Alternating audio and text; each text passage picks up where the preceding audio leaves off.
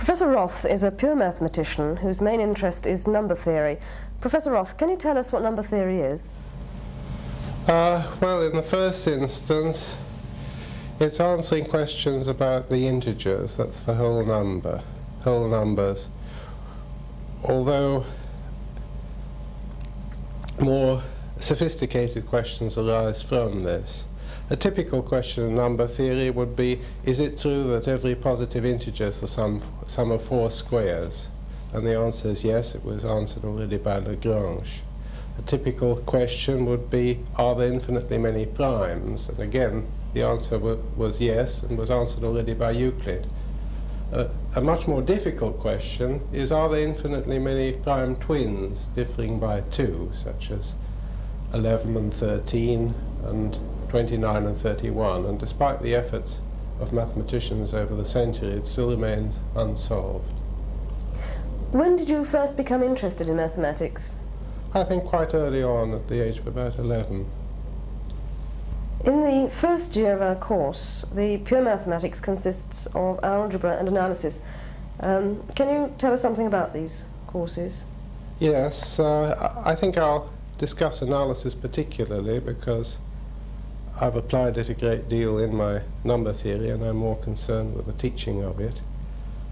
And I think the first thing to mention is that analysis in the university is very different from analysis in school. That is, it's not just more advanced, it's not a continuation of analysis at school, it's different in nature. And the reason for this is that in school one is concerned with intuitive ideas illustrated by diagrams, and although these intuitive ideas are valuable and relevant, they're very imprecise and they can often lead to the wrong answer. Although one doesn't notice this at school because the examples one is given are appropriate to the methods one is taught. However, in university one wants to be completely precise, which means that one has to start with a set of objects and a set of axioms and explain everything in terms of these axioms. And unfortunately, the axioms for the real numbers are complicated, and therefore it tends to be difficult. However, it is extremely interesting once one gets to master it. Which qualities do you think a good mathematician should have? Well, obviously one needs some aptitude. You're not going to be able to do mathematics without aptitude any more than you can play the violin if you're tone deaf, but I don't think that that's what's meant. I think the most important quality of all is staying power. One will never solve a difficult problem if one gives up after unsuccessful attempts. And motivation and staying power are undoubtedly the most important thing.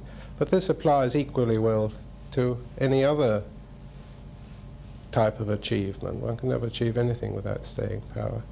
Something that's more peculiar to mathematics is one must feel the challenge of a problem. That is, if one sees a problem that one can't solve, it's got to bother one and keep one awake at night, simply because one is so frustrated about it, not because one wants to pass an exam or one wants to earn one's salary or one wants promotion, but simply because it niggles the fact that you can't solve this problem.